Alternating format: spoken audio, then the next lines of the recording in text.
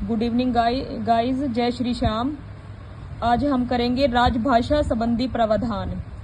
जितने भी अनुसूचियां हैं, जितने भी अनुच्छेद हैं, उनको हम कवर करेंगे और पिछली क्लास से कोरिलेटेड है ये क्लास।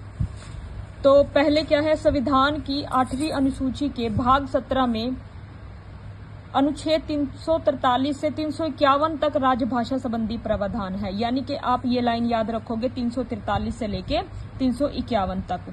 अब 343 कै इस अनुच्छेद के तहत 14 सितंबर 1949 को हिंदी को राजभाषा का दर्जा दिया गया। 14 सितंबर 1949 को। और लिपि देवनागरी, अब एक और है अंक देवनागरी का अंतर्राष्ट्रीय रूप भी स्वीकार किया गया। कब किया गया? 14 सितंबर 1949 को, अनुच्छेद 343 कै में। अब हम आते हैं अगला है अनुच्छेद 343 ख। 343 ख में क्या है, संविधान लागू होने की तिथि, यानी कि जब संविधान लागू हुआ था उस तिथि से 15 वर्षों तक राजकीय प्रयोजन के लिए, यानी कि राजकीय कामकाज के लिए अंग्रेजी का प्रयोग पूर्णतः किया जा सकेगा।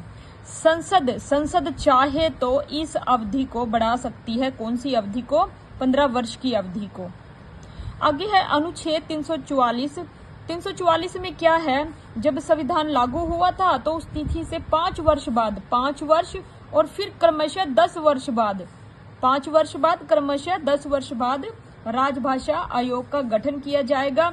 अब प्रथम राजभाषा आयोग का गठन 7 जून 1955 में तत्कालीन मुंबई प्रांत के मुख्यमंत्री बाल गंगाधर खेर की अध्यक्षता में हुआ। ये लास्ट स्टेट में क्वेश्चन आया भी हुआ था। तो क्वेश्चन है, प्रथम राजभाषा आयोग का गठन हुआ था 7 जून 1955 में, जब उस टाइम मुंबई के जो मुख्यमंत्री थे बाल गंगाधर खेर की अध्यक्षता में। इस आयोग में, जो ये आयोग बनाया गया था, इस आयोग में कुल थे 21 सदस्य थे। अब इस आयोग के सुझाव क्या थे? सुझाव थे 14 वर्ष की उम्र तक भारत के प्रत्येक विद्यार्थी को हिंदी का ज्ञान करा देना चाहिए। एक दूसरा है, इस आयोग ने अपनी सिफारिशें 1956 में प्रस्तुत की। इस पर विचार करने के लिए गोविंद वल्लभ पंत की अध्यक्षता में संसदीय समिति का गठन किया गया। तो आप इसे याद करेंगे और हर शॉर्ट्स में हम हिंदी लिटरेचर से संबंधित ही काम करेंगे और एक क्लास दूसरी क्लास से कोरिलेटेड है। तो आप इस क्लास को देखने से पहले पिछली क्लास जरूर देखना, तभी आपको ये क्लासेस समझ में आएंगी। Okay, thank you.